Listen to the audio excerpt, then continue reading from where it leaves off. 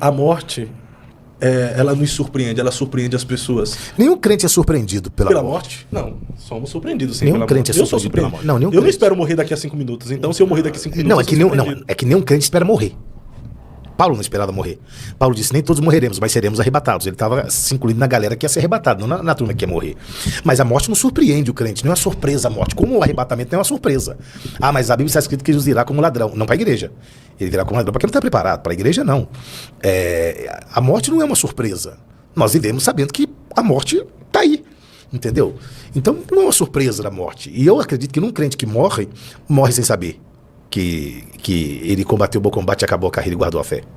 Não acredito nisso, não. Acho que os que morrem sabem que a senha deles vai ser a próxima a ser chamada. Eu não sinto que a minha senha vai ser chamada agora, não. Tem mais uns tempos aí, né? Então você acredita sabe que... Eu vou responder a sua pergunta com você. Sabe porque eu tenho certeza que eu não vou morrer agora? Por quê? Porque a Bíblia diz, é o único mandamento com promessa, honra teu pai e tua mãe para que viva bem, viva muito tempo. Eu nunca desonrei minha mãe. Essa é a grande chave para se viver muito. Honrar pai e mãe. Eu nunca gritei com a minha mãe, nunca levantei a mão com a minha mãe. Nunca. A desonra abrevia o seu tempo de vida. É mesmo? Quem desonra pai e mãe, ele está abreviando o seu tempo de vida? Tem o tempo de vida abreviado, né? E não é eu que digo, é a Bíblia, né? Diz lá em Efésios, Paulo fala isso em Efésios 6. Os mandamentos também falam isso, né? Honra teu pai e tua mãe para que seus dias sejam prolongados. Quando você não honra seu pai e não honra sua mãe, seus dias não são prolongados, né? Seus dias são encurtados. Não prolonga, não. Então o segredo de ter uma vida duradoura, uma longa vida, está em honrar os pais. Pelo menos é o que a Bíblia diz, né? Se você honrar pai e mãe, você vai viver muito tempo. Mas a morte se torna uma surpresa quando nós amamos a pessoa e não queremos perdê-la, né? A dor nunca vai ser amenizada. Eu disse a um amigo meu esses dias que quem perde uma mãe, perde 70% da sua história. Eu perdi minha mãe, vai fazer 7 anos. Se você perguntar se a dor que eu sinto pela partida da minha mãe acabou, não, todos os dias dói. Todos os dias você vai sentir saudade pro resto da vida. Durante todo o tempo que eu vivi aqui, eu vou sentir saudade da minha mãe, vai doer a ausência da minha mãe. Mas é uma dor que não tem como você curar. Tem dia que dói menos, tem dia que dói mais, tem dia que parece que não dói. Mas é uma dor que fica aí, né?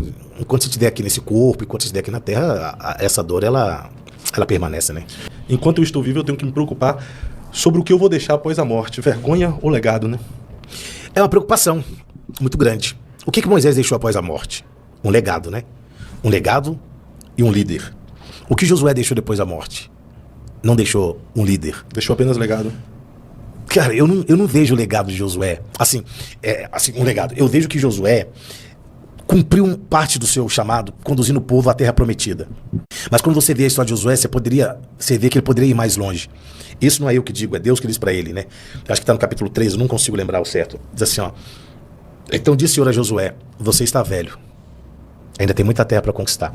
Deus trata de 2 coisas com Josué, sobre tempo e propósito. Você não pode cumprir o propósito se você procrastinar e deixar passar tempo demais. Ele não consegue, porque passou tempo demais. É o texto de Eclesiastes, né?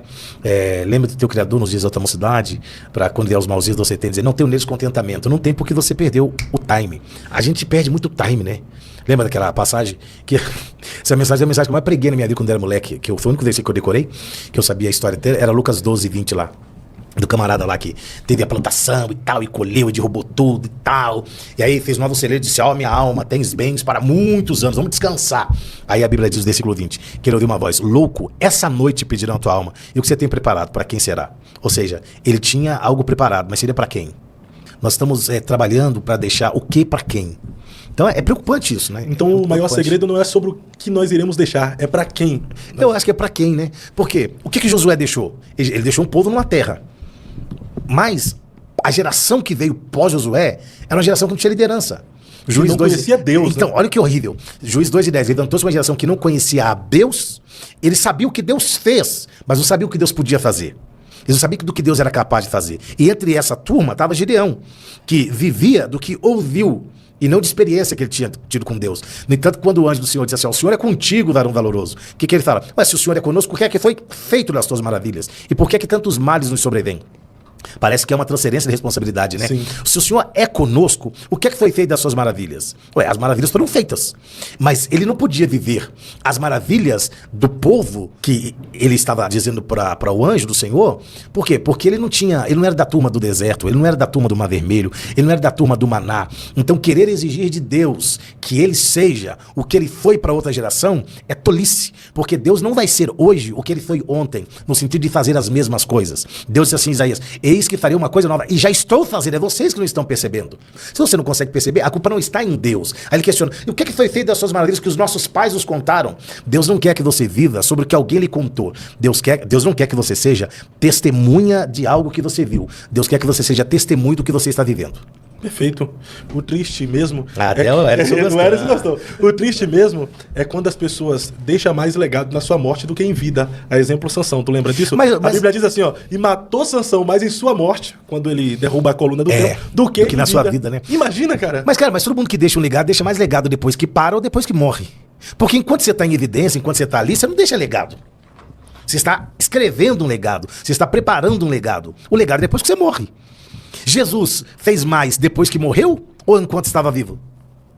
Quantas pessoas não vieram mais por causa da sua morte do que por causa da sua vida? Porque a sua morte revela mais o amor do que a sua vida. Deus amou o mundo que deu o seu Filho unigênito para que todo aquele que nele crê não pereça, mas seja eterno. A Bíblia diz que Deus agradou moê-lo. Há mais gente que, claro, né, que após a morte de Jesus veio do que antes. Ele diz assim, ó, eu vou citar de novo o texto, se o grão de trigo cair na terra não morrer, não vai dar fruto.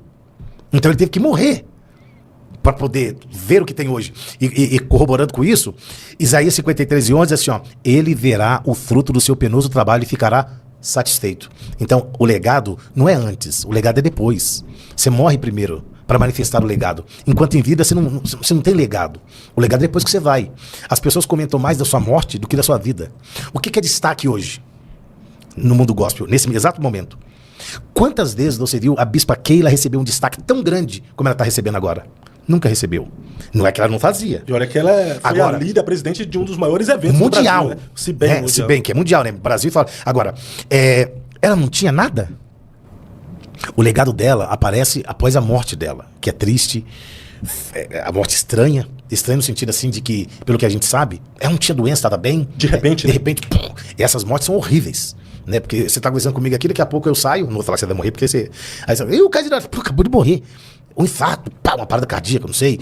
Então assim, agora, tudo que ela fez, o grão de trigo morreu, agora apareceu o quê? Os frutos desse grão de trigo. Perfeito, é isso mesmo. Entendeu? E as pessoas valorizam mais depois que você vai... enquanto Alguém você vai falar está assim, ó, vivendo, né? nossa, ô Fábio, eu nem sabia que ela pregava.